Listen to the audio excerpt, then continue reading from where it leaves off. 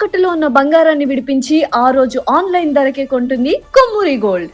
ఓం గం గణపతయే నమః. స్వర్ణలక్ష్మి నమస్తే అస్తు. పరబ్రహ్మ స్వరూపిణి రాజ్యం దేహి ధనం దేహి సర్వకామాంచ దేహి మే.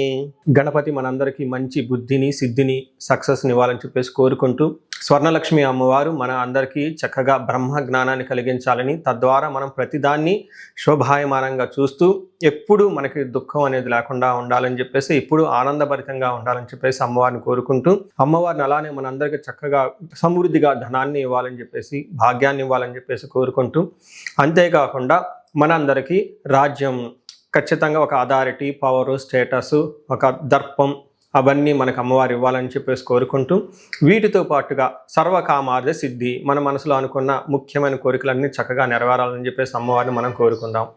సో మనం జులై మంత్ రాశి ఫలాల గురించి మాట్లాడుకుంటున్నాం కాబట్టి, జులై మంత్ చాలా ముఖ్యమైన అనేక రకాలైన విశిష్టతతో కూడుకొని ఉంది. ఇందులో మనం కొన్ని ముఖ్యంగా చర్చించుకుందాం. ఒకటి, ఈ మాసం వచ్చేటప్పటికి ఫస్ట్ 15 days నిజ జ్యేష్ఠ మాసంతో ఉంటుంది, తర్వాత ఆషాఢ మాసంతో ఉంటుంది.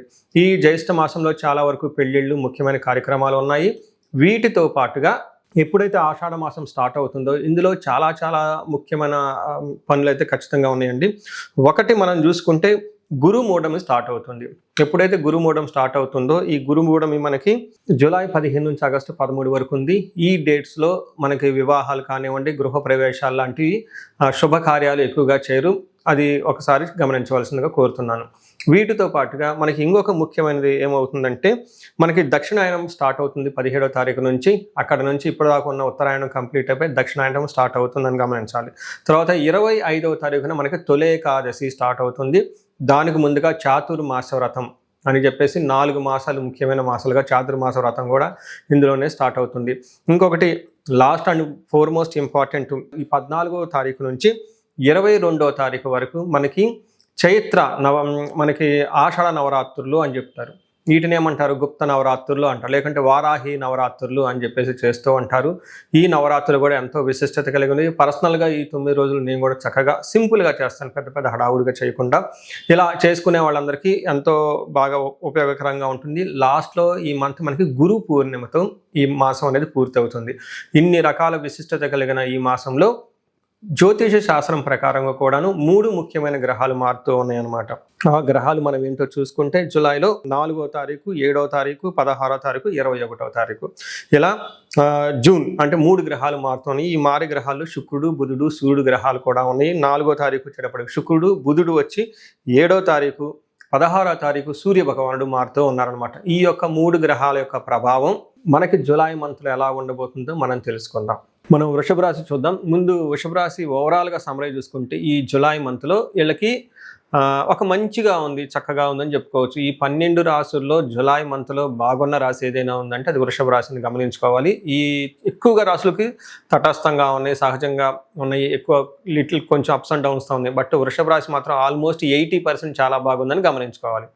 ఇందులో వృషభ రాశిలో ఉన్న ఫస్ట్ నక్షత్రాలు చూస్తే కృతిక 2, 3, 4 పాదాలు, రోహిణి 1, 2, 3, 4 పాదాలు, మృగశిర 1, 2, 3 పాదాలంతా, 1, 2 పాదాలంతా కూడా ఈ వృషభ రాశిలో ఉంటారని గమనించాలి. పేరు బలం బట్టి మనం చూసుకుంటే ఈ ఊ ఓ వేవా విఓ తిరుపతి వెంకటేశ్వర స్వామి పేరు బలం ప్రకారం ఇదే రాశి అవుతుందని గమనించాలి. వీళ్ళకి వృషభ రాశి ఉంటుంది. అయితే ఇందులో ఉన్న గ్రహస్థితిని బట్టి మనం గమనించుకుంటే, ఈ మాసం వీళ్ళకి మనకి లఘు గోచారము, సూక్ష్మ గోచారం అన్న ఒక కాన్సెప్ట్ ప్రకారం చూస్తే ఏమని చెప్తారంటే, లక్ష్మీ శత్రుపీడం శ్రియం సుఖ సుహృతాభివృద్ధి అని చెప్తారు. అంటే ఈ మాసంలో వీళ్ళకి లక్ష్మీప్రదంగా ఉంటుంది, ఐశ్వర్యప్రదంగా ఉంటుందని గమనించుకోవాలి. దీనితో పాటు శ్రీయం విపరీతమైన ధనం వచ్చే అవకాశం ఉంటుంది. రెండోది సుఖ సుహృతాభివృద్ధి, ఈ టైంలో ఫ్రెండ్స్ ద్వారా మంచి సపోర్ట్ వస్తుంది, ప్రాస్పరిటీగా ఉంటారు, అభివృద్ధి ఉంటుంది. అయితే ఒక్క విషయంలో జాగ్రత్తగా ఉండాలి. కుజుడు ఫస్ట్ హౌస్లో ఉండటంతో వీళ్ళకి శత్రువుల వల్ల ప్రాబ్లమ్స్ వచ్చే అవకాశం ఉందని గమనించండి.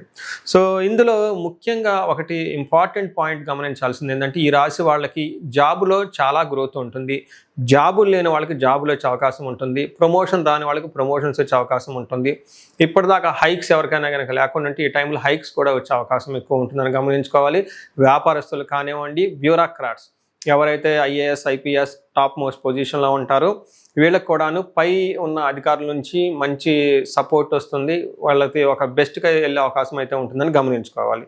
సో ఇదికి కారణం ఏమిటంటే మనకి మహర్షులు ఏం చెప్తారంటే సంస్కృతంలో ప్రాచీన గ్రంథాలలో 3వ స్థానంలో సూర్యుడు ఉంటే, జన్మరాశి నుంచి 3వ స్థానంలో సూర్యుడు ఉంటే ఎలా ఉంటుంది అంటే ఒక సంస్కృత శ్లోకంలో చెప్తారు. అది ఆరోగ్యం నిత్య సంతోషం బంధుమిత్ర సమాగమ అర్ధలాభాచ పుత్ర సౌఖ్యం ఇష్టసిద్ధి తృతీయగే రవి అంటారు. అంటే 3వ స్థానంలో ఉండటం వల్ల ఎన్ని రకాల బెనిఫిట్లు ఉంటాయంటే ఆరోగ్యం బాగుంటుంది, నిత్య సంతోషంగా ఉంటూ ఉంటారు, బంధుమిత్రులతో కలిసి ఉంటారు, అర్ధలాభం ఉంటుంది, పుత్రులతో కలిసి ఉంటారు, వీటన్నిటికంటే కూడా ఇష్టసిద్ధి అనుకున్న పనిని చక్కగా సాధించుకుంటూ ఉంటారు అని మనకు చెప్తూ ఉంటారు. ఇది మనకి సంస్కృతంలో ఆ ప్రకారం వివరించడం జరిగింది. బట్ ఇన్ రియల్ లైఫ్లో చాలామంది ఎన్ఆర్ఐలు కానీ లేదంటే ఎవరైనా సాఫ్ట్వేర్ వాళ్ళు ఉన్నారనుకోండి, జాబుల్లో ఇబ్బంది పడిపోతూ ఉంటే ఈ టైంలో ఒక మంచి పొజిషన్స్ వచ్చే అవకాశం ఉందని గమనించాలి.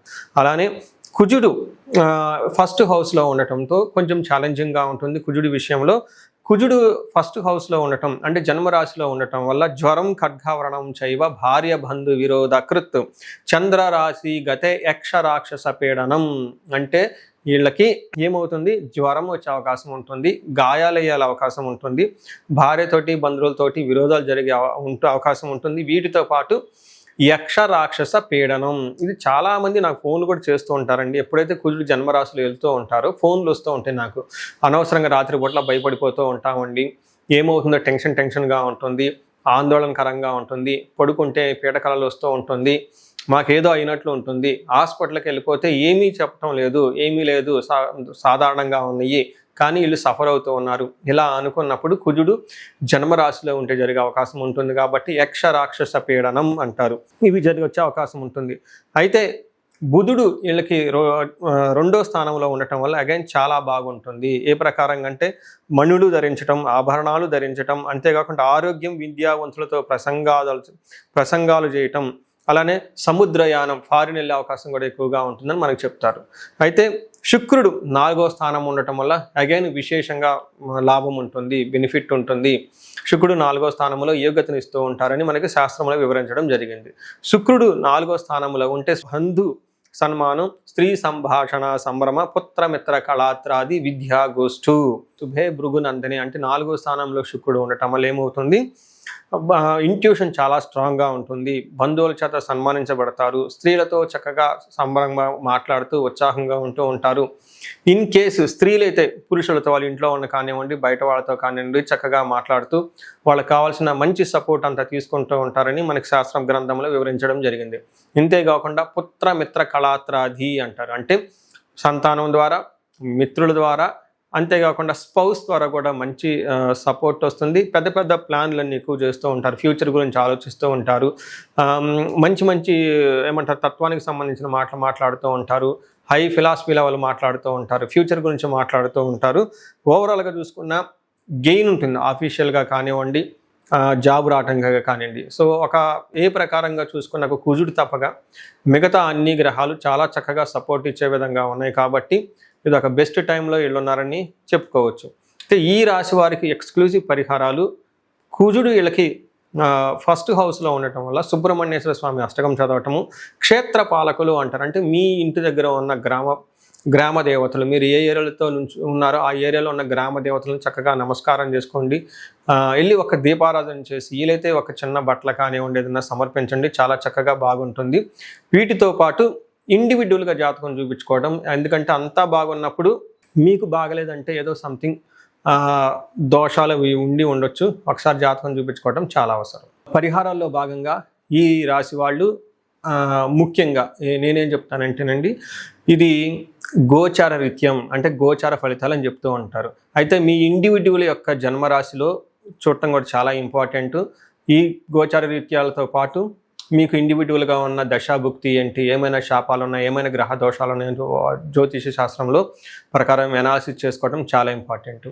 ముఖ్యంగా ఎవరికైతే ఏజ్ 40 years +or -5 years ఉంటుంది, అంటే 35 to 45 years ఏజ్ ఉండి మధ్యలో మీకు ఎక్కడైనా కనుక కెరీర్లో గ్యాప్ వచ్చినా, లేదంటే అనుకున్న పనులు కాకపోతున్నా, మధ్యలో స్టాగ్నేటెడ్గా అనిపించినా, లేదంటే ఏదైనా ఒక గందరగోళమైన పరిస్థితి, కయోటిక్ పరిస్థితుల్లో మీరు ఇన్వాల్వ్ అయ్యారు, తెలవకుండా అవుట్ ఆఫ్ యువర్ కంట్రోల్ వెళ్తూ ఉంది అనుకుంటే ఖచ్చితంగా మీ జన్మ జాతకం చూపించుకోవడం చాలా చాలా ఇంపార్టెంట్. ఎందుకు అంటే మనకు మోడర్న్ సైకాలజీలో, మోడర్న్ సైన్స్లో ఇది మిడ్ లైఫ్ క్రైసిస్ అంటారు. కానీ జ్యోతిష శాస్త్రం దీనికి చాలా విధాలైన పరిష్కారాలను చూపిస్తుంది. ఈ టైంలో 2 ముఖ్యమైన విషయాలు జరుగుతూ ఉంటుంది. అలా మీ గ్రోత్ కనుక ఆగిపోయి ఉంటే, ఫస్ట్ మీకేమైనా శాపాలు ఉన్నాయా, ఆ శాపాలు ఈ టైంలో యాక్టివేట్ అయ్యా అని చూసుకోవాలి. రెండోది, ఈ టైంలో మీకు నడుస్తున్న దశాభుక్తుల యొక్క గ్రహాల యొక్క ఏమైనా దోషాలు ఉన్నాయా, ఈ 2 కారణాలు ఏంటో తెలుసుకొని వాటికి సంబంధించిన విశ్లేషణ చేసుకొని చక్కటి పరిష్కారాలు చేసుకొని పరిహారాలు చేసుకుంటే లైఫ్ 10 అంతలు ముందుకెళ్ళే అవకాశం ఎక్కువగా ఉంటుంది. నా దగ్గరకు వచ్చే క్లయింట్స్లో ఎక్కువగా ధనానికి ఇబ్బంది పడుతున్న వాళ్ళు స్వర్ణలక్ష్మి విశేష హోమం చేయించుకుంటూ ఉంటారు. శత్రు బాధలు విపరీతంగా ఉన్నవాళ్ళు మనకు వచ్చేటప్పుడు చండీ హోమం చేయించుకుంటూ ఉంటారు. వీటితో పాటుగా ఎవరికైనా హెల్త్ బాగలేకపోతుంటే ఆయుష్ సూక్త్యం, మహామృత్యుంజయ హోమం చేయించుకుంటూ ఉంటారు. భార్యాభర్తల కోసం అన్యోన్య దాంపత్య పాశుపత అభిషేకము లేదా విశ్వావసు గంధర్వరాజ హోమము ఇవన్నీ చక్కగా చేయించుకుంటూ ఉంటారు. ఎలాంటి పరిస్థితులు మీకున్నా, ఎలాంటి సమస్యలు మీకున్నా, లేదంటే ఎలాంటి క్లారిఫికేషన్ మీకు కావాలనుకున్నా కానీ, ఫ్యూచర్ గురించి ప్లాన్స్లో కన్ఫ్యూజన్ ఉన్నా కానీ ఒక్కసారి మీ జన్మ జాతకం చూపించుకొని ఆ జాతకంలో ఏ ప్రకారంగా ఉందని తెలుసుకొని చక్కటి పరిష్కారాలు చేసుకుంటే లైఫ్ అనేది 10 అంతలు ముందుకెళ్ళే అవకాశం ఉంటుంది. మీ అందరికి అష్టైశ్వర్యాలు కలగాలని, భోగభాగ్యాలు కలగాలని చెప్పేసి నేను కోరుకుంటున్నాను. నమస్తే.